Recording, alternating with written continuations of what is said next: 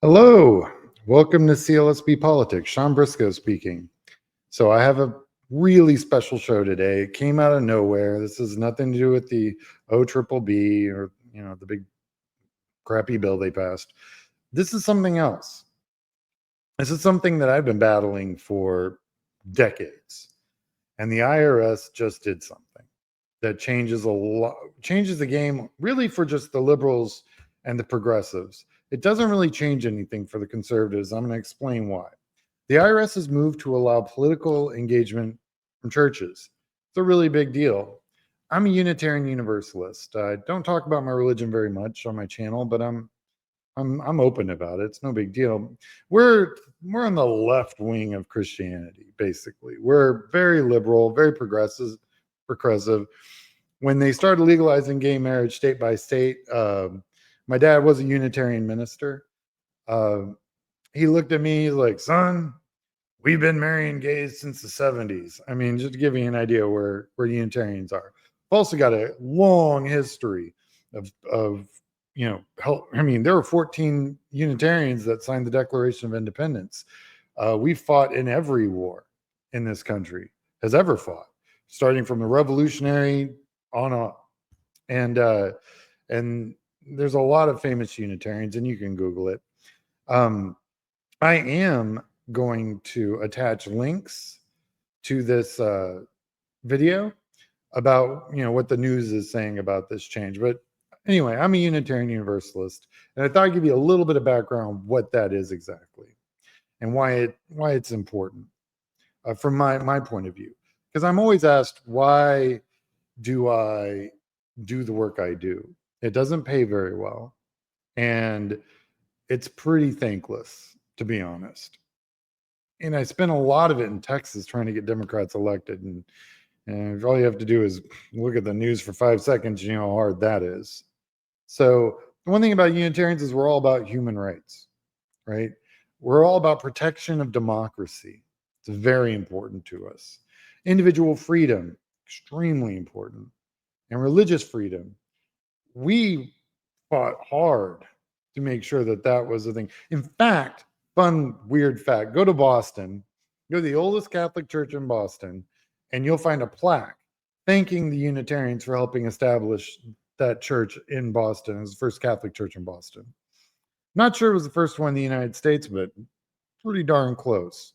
So we've been around, and we've been getting as many people to participate in the freedom of religion as possible for a very long time.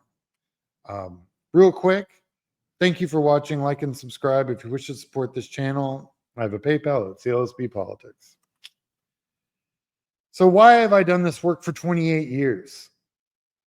Well, the foundations of my religion require me to love my fellow man. All right, love is literally the doctrine of our faith. That is where it starts. We're real Sermon on the Mount, Jesus kind of faith. I'm my brother's keeper faith. But this is the one that actually is, if you're asking, when people ask, why have you been doing this for so long?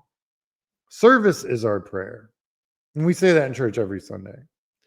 And that's how this is the service that I manifest. So when I'm working in campaigns, it's a version of prayer. You get those evangelicals, and they're always thoughts and prayers. We're more deeds and actions.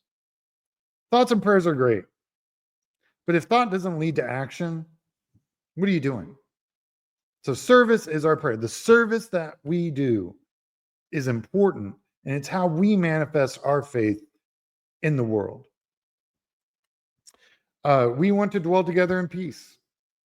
We are not warmongers, but we have gone to war because other people have forced our hand.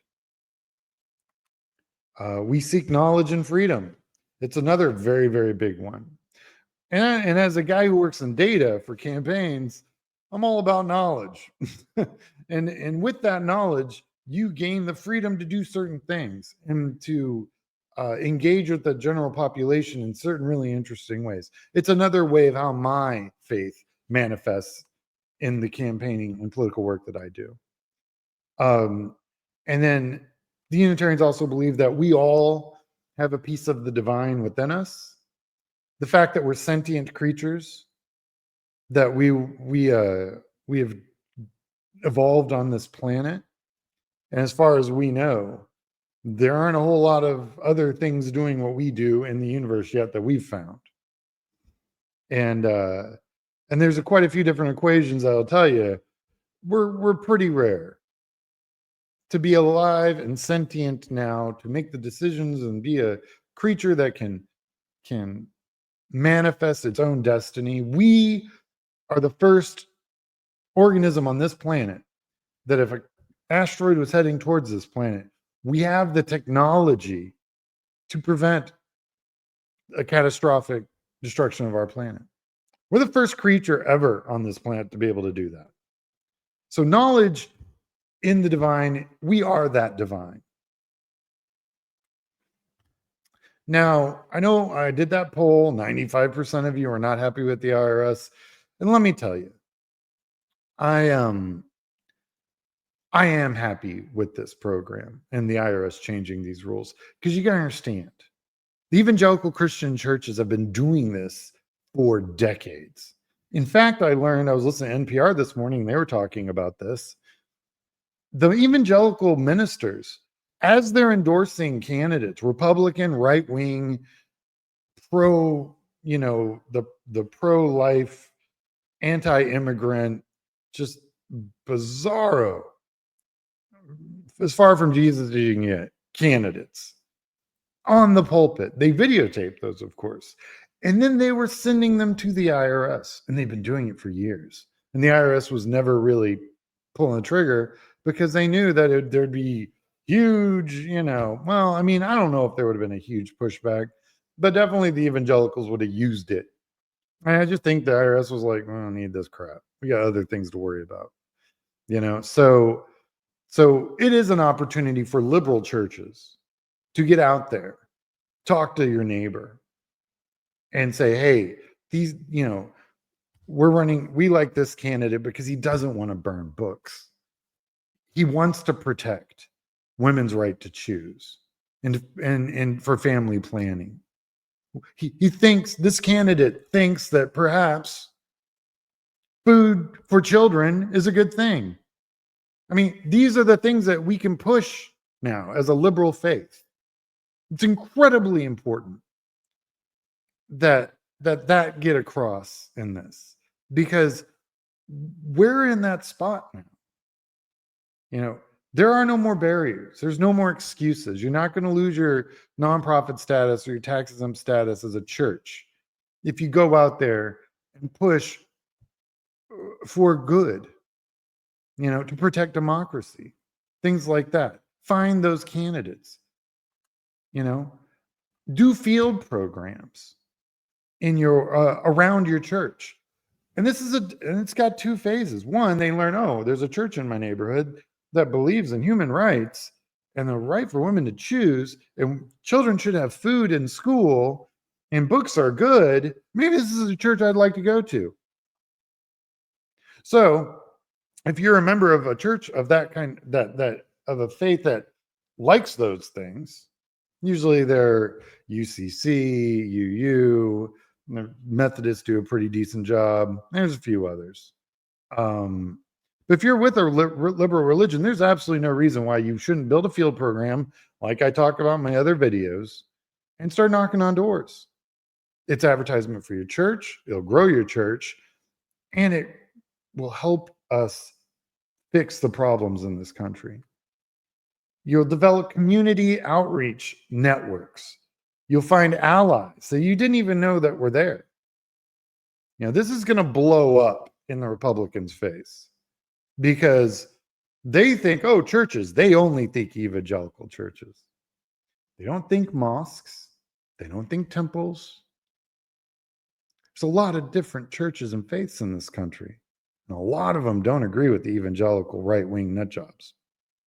So that's why I like this change, because I think the Republicans controlling the IRS the way they do would have gone after liberal faith if we had started advocating for certain candidates. I think they would have gone after us. But now, since it's a level playing field, I always talk about that. I have to deal with gerrymandering of districts, right? I'm always outspent 10-1, 20-1. That's normal as a progressive Democrat operative running campaigns. That's a normal thing. Now I finally have something that's at least a level playing field. That's and you know, and these churches can coordinate with each other. There's nothing wrong with that. So I do have a quote that I would like to read to you guys. Um, and it's Thomas Jefferson, a Unitarian. I am anxious to see the doctrine of one God commence in our state, but the population of my neighborhood is too slender and is too much divided into other sects to maintain any one preacher well. I must therefore be contented to be a Unitarian by myself, although I know there are many around me who would become so if once they could hear the question fairly stated. Thomas Jefferson, one of my faves. So again, thank you for watching. Like and subscribe. I hope I gave you at least something to think about.